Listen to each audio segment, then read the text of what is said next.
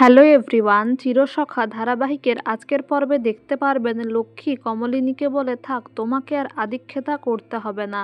সোহিনী বলে, সে যে যাই বলুক, আমি কিন্তু রান্নাঘরে যেতে পারবো না, গৃহস্থালির কোনো কাজ আমি করতে পারবো না। আমার সংসারে আমি আমার মেয়ের জন্য করেছি ঠিকই, এ বাড়িতে আমি কোনো কাজ করতে পারবো না। পুবলাই বলে, তাহলে সোহিনী আন্টি তুমি করবেটা কি? গৃহস্থালির কাজ যদি না করতে পারো, তুমি তো চাকরিও করো না। সোহিনী বলে, কেন? তোমার বউ বর্ষা সারাদিন খেয়ে মেখে ঘুরে বেড়ায়, ঘুমোয়, কই তাকে তো তুমি কিছু বলো না, তাহলে আমায় বলছো কেন?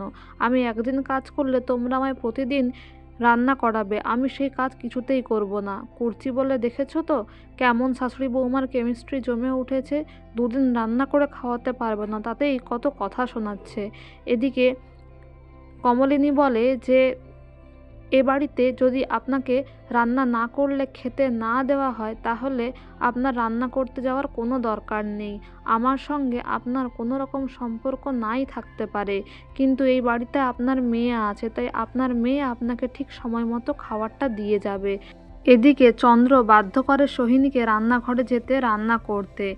এবং প্লুটোর বাড়িতে দেখা যায় গায়ে হলুদ শুরু হয়ে যায়, কিন্তু প্লুটো মিঠির বলা কথাগুলো মনে করতে থাকে, কষ্ট পেতে থাকে, কিন্তু বরাবরের মতোই চুপ করেই থাকে, তার মায়ের সামনে কিছুই বলে না। প্লুটোর মা স্বতন্ত্রকে বলে, দেখো মিঠি আর মৌকে পাশাপাশি দাঁড় করালে কিন্তু মৌই সবচেয়ে বেটার। স্বতন্ত্র বলে, আমি মিঠির সম্বন্ধে তোমার সাথে কোনো রকম কোনো কথা বলবো না। ভাইপোর বিয়ে, তাকে ভালোবাসি বলেই এই বিয়েতে আমি এসেছি, তাছাড়া তুমি বিয়েতেই মন দাও।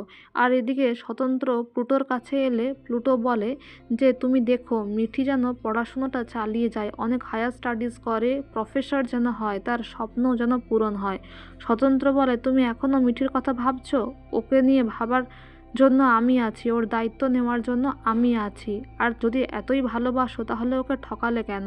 প্লুটো বলে, ওকে আমি ঠকিয়েছি না নিজেই ঠকে গেছি আমি ঠিক বুঝতে পারছি না, কিন্তু তোমাকে এই কথাগুলো বলাটা খুব দরকার ছিল, কারণ যদি ভবিষ্যতে আর সময় না পাই।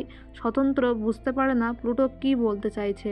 তো বন্ধুরা, এই ছিল আজকের update. Thank you dearest everyone for your valuable time.